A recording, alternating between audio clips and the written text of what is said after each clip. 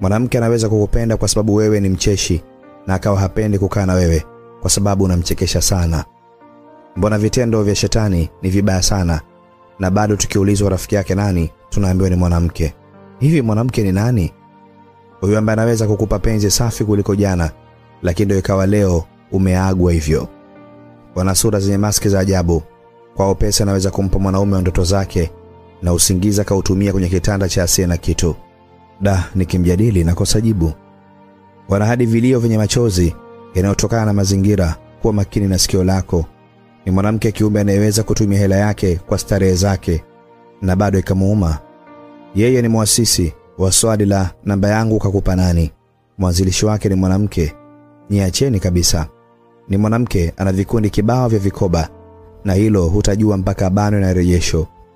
Anaweza kukusifia kwa wewe ni fundi wa raha zake,